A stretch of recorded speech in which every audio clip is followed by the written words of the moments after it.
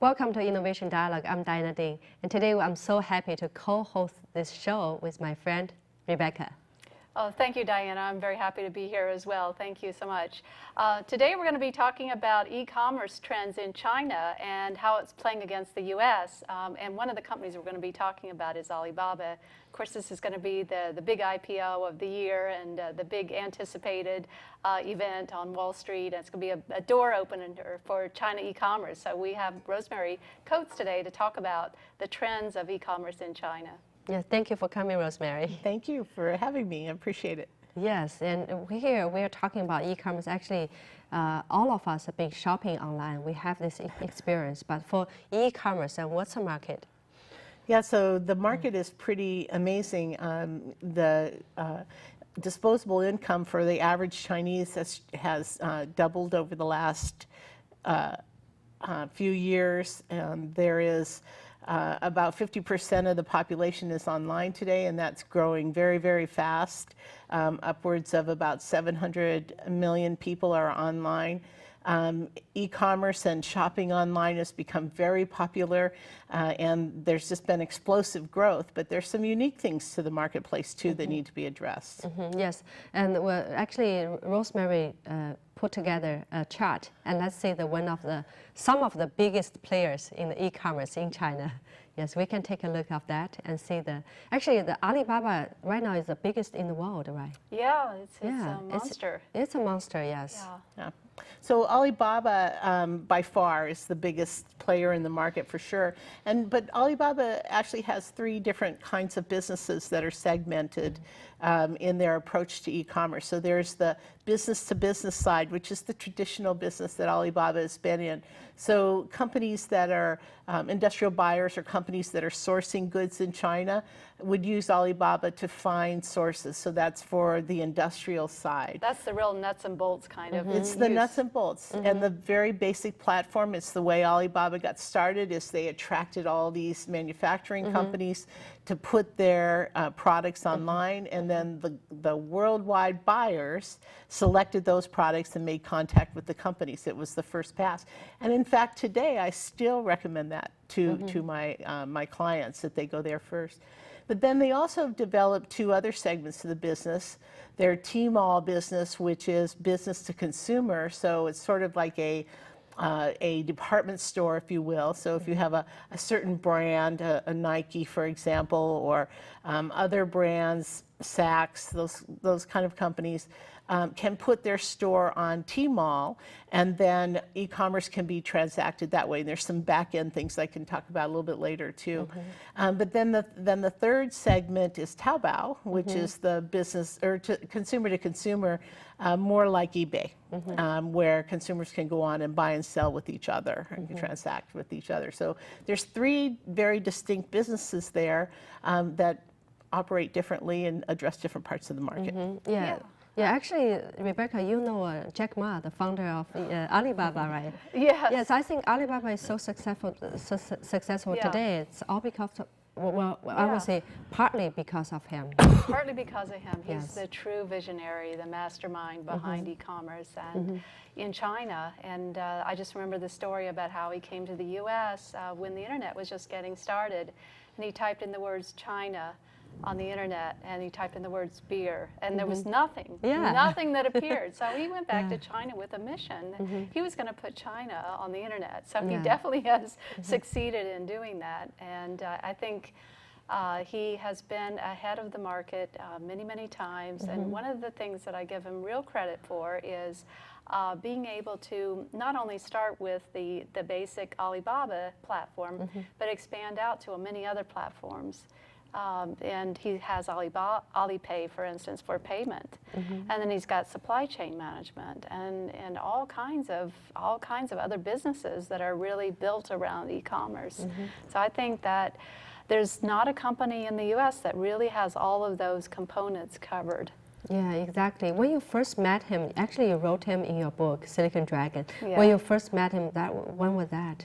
It was 2006. 2006. Late 2006. Well, at that time, Alibaba was not that successful. Oh, no, they were not well known at all. Yeah, so when you first met him, he already had the vision. He had the vision then. Yeah, I think his great strength is being able to bring a whole group of people behind him.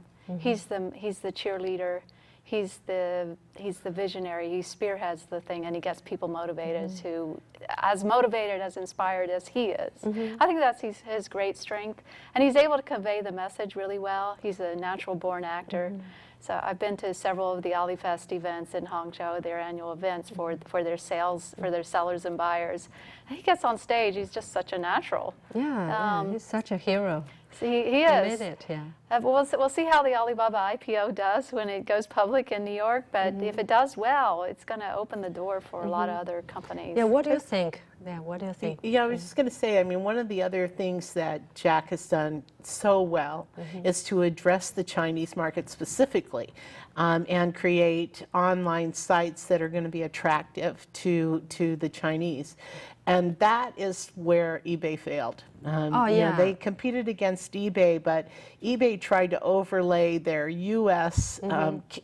Sites and their U.S. approach, a Western approach, to the Chinese market, and it just didn't work. So Jack was very, I think, adamant about making sure that it was the sites addressed the local community with the look and feel of it, the colors, the kind of playfulness of the site, which you don't see on eBay or Amazon or anywhere else. We can take a look at the site and we can see the difference. And we can see the Alibaba site, and the then, Taobao site, and Tmall site. Yeah. 我们看一下那个. And then the other thing is, you know, he addressed the Here, this is Taobao site, and this is Tmall.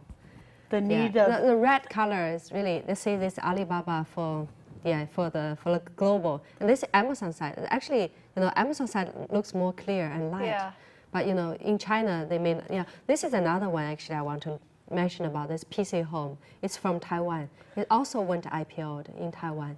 And the founder of this was a movie director, and he was a writer and artist. He's everything, very active.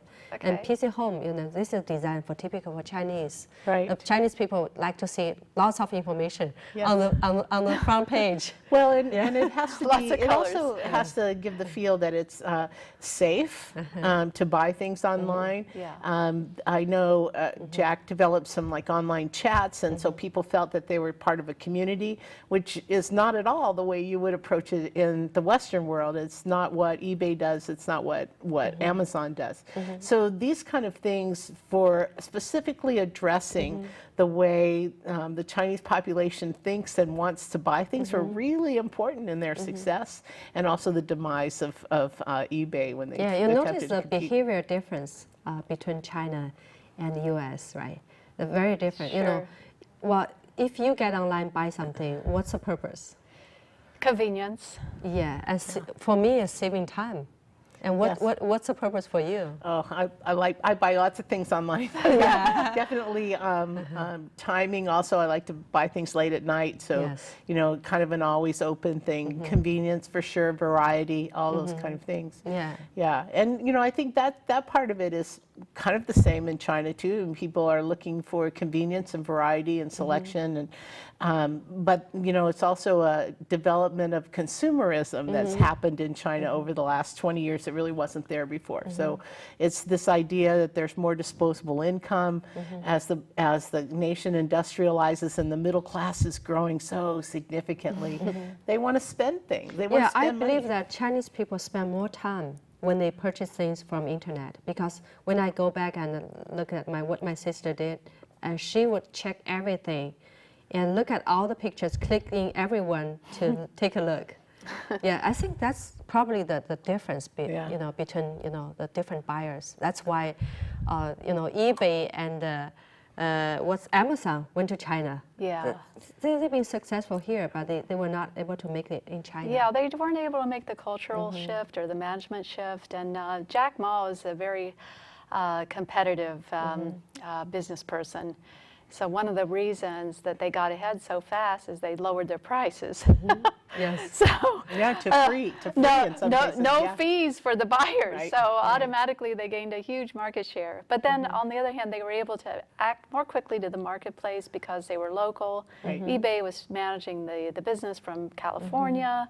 and they had a German-speaking manager, not Chinese-speaking manager, running the business in China. So there were a lot of mistakes made. Yeah. But I wouldn't count them out. I mean, with the size and capability of both eBay and Amazon, they're going to show up again in China. I mean, the growth market is so huge there that they almost can't neglect But how it. can they be successful? What lesson they should learn? Well, I think they have to rethink the whole approach, Yeah. and certainly have Chinese management and people who understand the culture well enough to develop the solutions that are going to be right for that market. And also the technologies have moved so quickly in China, like mobile commerce has caught on, and you mentioned the online chat. These are Yeah. all things that are very advanced in China, Yeah. and probably more advanced than they are here in the U.S. Yeah, I heard even WeChat is starting doing e-commerce. Yeah, I know. Yeah. It's kind of amazing how many people use WeChat, and Americans never heard of it practically. You know, I mean, nobody knows about it here. unless you're Everybody in China uses the market. WeChat. Yeah, Right. right. To call a taxi cab, right? Yeah. And now you're bidding for the taxi cab ride. Yeah, Whoever bids the highest price gets the taxi ride. Their cell phone is everything. They pay with their Yeah. cell phone. Yeah. Right. Yeah. So that's another big difference is you know there isn't a lot of credit card use. So either paying with a cell phone capability or with Alipay, which is similar to PayPal here, makes is a different approach to the marketplace there, and there aren't as many options, and it's developing at a different direction in China. Yeah, China definitely is the biggest market for e-commerce. If some business go to China, what are the things they need to do and pay attention when they set up the e-commerce in China?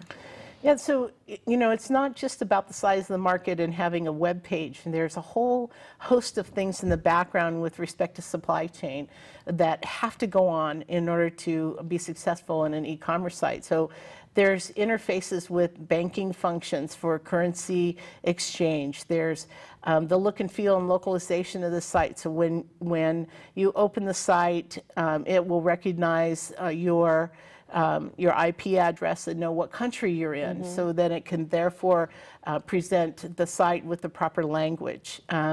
When you go to checkout, the banking interface so that you get the proper currency. So if you are ordering, say, from a Chinese site in the U.S., you can pay for that in U.S. dollars, not in RMB. So those kind of things are important. Then there's the whole component of logistics. So you have to order it, but then in the background, somebody's got to pick, pack, and ship that. So we're talking about these massive warehouses for parts or things that are being shipped from places to the ultimate customer. The logistics delivering to addresses, and that is a pretty important part of e-commerce developing around the world. And there are many countries where the logistics infrastructure just isn't good enough. There aren't addresses on buildings, for example, in a lot of places, or there aren't roads built in the proper direction. So you have to really work on the logistics side of it and characterize whether or not you want to only allow to have deliveries made in the major cities, or if you can do it countrywide. So those are the kind of things. Then finally, returns, and returns are a big problem, obviously. If you order something online and it doesn't fit, or you don't like it, or it's broken, or you have to return it somehow, there has to be a process in place for being able to do that, including having a logistics provider go and pick up the product, or you have to have a capability to be able to print a label and ship it back, and then process that back into the warehouse and make it available for sale again. So there's a lot of process and infrastructure that goes on to doing a good execution of e-commerce that isn't just the website. Yeah, it's not. Behind the website, there are lots of things so complicated. The whole bank backbone. there, the team Yeah. and the shipping, and that's lots of things. Yeah, and that's So are they delivering by moped today or by bicycle? I remember when they were delivering only by bicycle. Was Bicycle, it long by, time ago, yes. right, by moped today? Yeah. Well, as you both know, China's developing so fast that even though some things, 5 years ago might have been delivered on a tricycle, right, with a card on the back or a box on the back. Sure. Some of that is improving, No, and there's actually, so in much. China, the shipping is much better than in US. I tell you, it's faster. it's faster and cheaper. Yeah. So right now I see some of the sites, they're trying to selling things to United States. Like Tmall is doing this. And Light in the Box is doing this. Yeah. And PC Home is also doing this. Yeah, the U.S. market is. Yeah, U.S. market. And even eBay, you can buy things on eBay from Chinese manufacturers that are then shipped to the U.S. So I've done that before too. So yes. So the whole idea of global commerce and being savvy enough by market and culture to be able to execute a global business is really complicated and different by each country. I mean, it's not, you can't just say, you know, which is where eBay made the mistake, that we have one way of doing things and we're going to do it everywhere. You can't do that. It has to be different by country and specific to that country in order to make it work properly. And I would think China would be much more complex than many other markets because you have some parts of it that are really developed and others that are not developed at all. Yeah, different zones, then the price, I don't know. Yeah, the tiers, the first and second tier cities are different from the third and the fourth, and then you have all these different provincial differences as well. So yes, and you can see it when you go to different cities in China. So you know, we're used to talking about the Eastern Seaboard, so Shanghai and even in Beijing and Hong Kong and Guangzhou and Shenzhen. So those are the cities, you know, that are sophisticated and they've built infrastructure and things get done. But when you get to the interior, to some of the other cities, they're still coming online in terms of development. So I was in Chengdu a couple of years ago, and they were just building out the superhighway to get to the coast for shipping.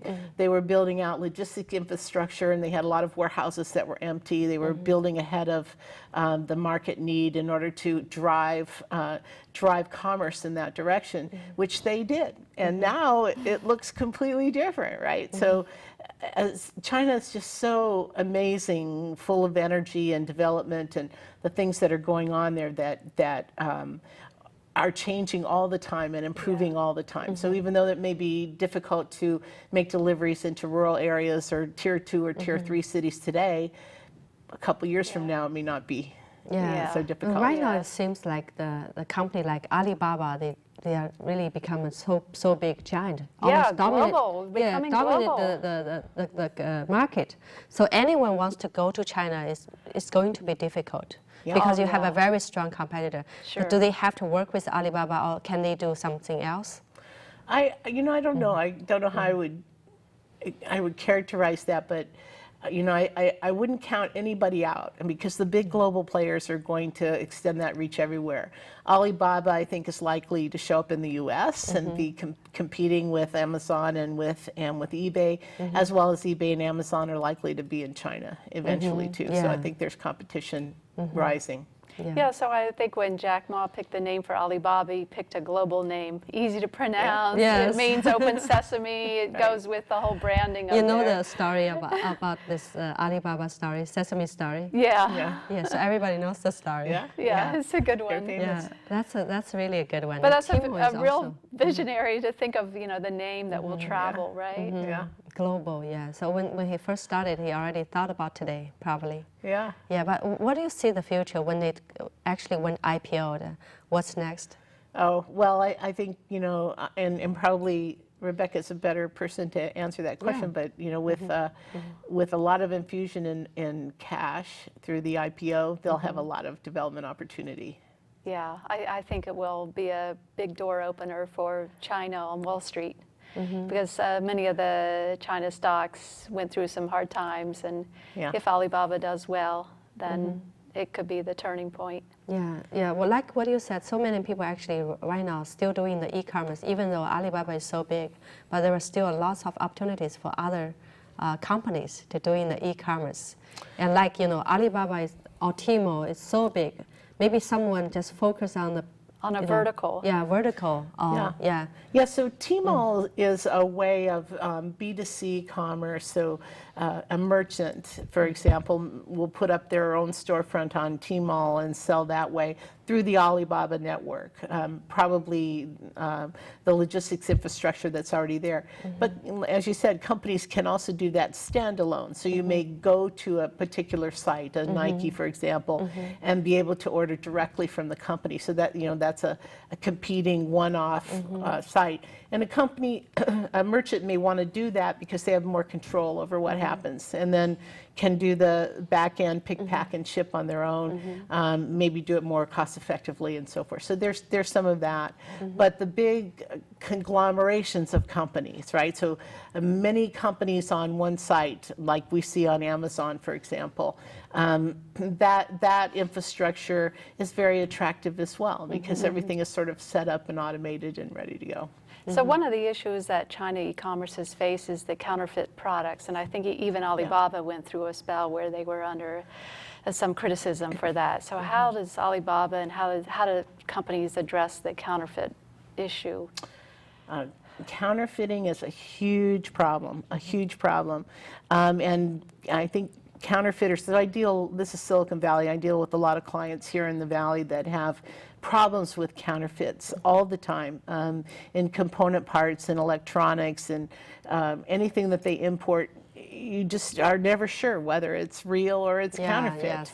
And the only way really to effectively control what happens is to control every component of your supply chain. So you can't just sit back and buy something from an industrial perspective and never having checked out where it's being manufactured, who handled it along the way, how did they get the logistics part of it to you.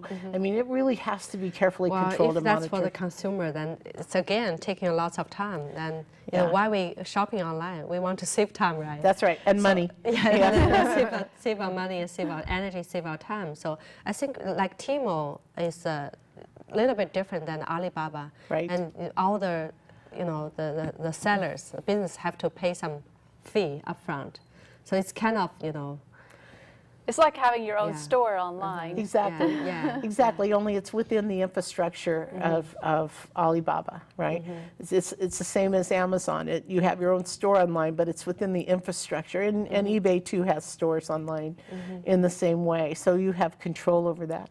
But controlling counterfeits and making sure that buyers don't get counterfeit products is really, really difficult, and especially for individual consumers who are buying things. You just never know. Yeah, Alibaba coming to the United States to go IPO is actually going global. So there are lots of things for them to learn. So what can Alibaba learn from eBay or from Amazon? Oh, that's a good question. I'm not sure that they can learn too much from eBay and Amazon. I think Alibaba has really been a leader in this field, and they've come up with a lot of new ideas. Oh, what we can learn from Alibaba, like eBay or Amazon? I think the thing that I would say that to me is the most impressive about Alibaba is how they have gone into so many different fields related to e-commerce.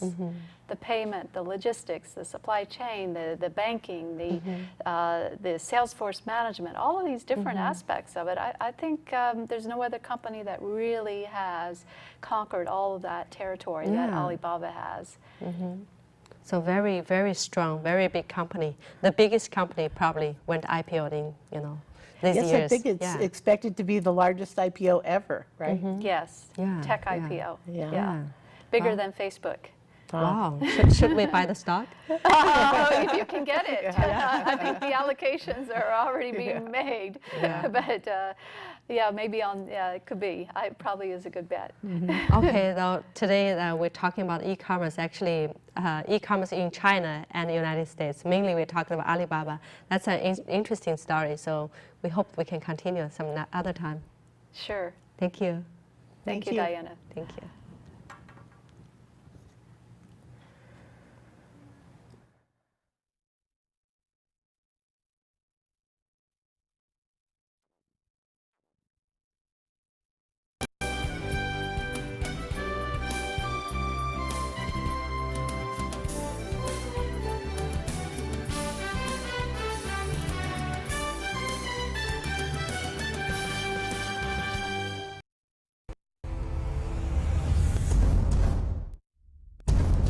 As a startup in Silicon Valley, innovation is our DNA. It's inside our blood. What is innovation? Very confident. It's a way of thinking, it's a philosophy, it's a mindset. It's very closely related to leadership. For me, it's really about finding the right fit between the product and the market. Have a strong technology position, a strong market impact. Innovation can be an idea, can be a product, can be a service, or can be a thinking. It can be everything, out-of-box thinking, not limited to your background, to the past.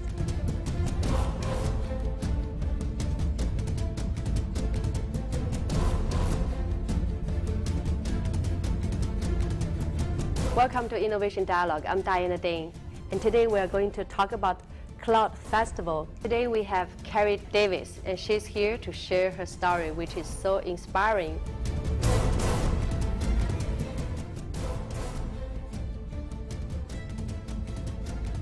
What we are doing here is to summarize, bring out the point, and give a good presentation. Help people to bring out their idea to the whole world.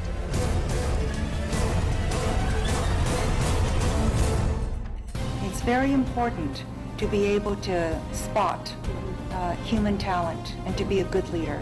More importantly, it's how our corporate and partners perceive the value that's come out of the event. It was all about seizing the opportunity rather than looking at the world as a set of problems. I want to change the paradigm of angel investing being local. I want all of us to think global and to look at great opportunities in Asia or Europe, wherever it is in the world. Come to Dingding TV. Let us work together to bring out your idea to share with the whole world.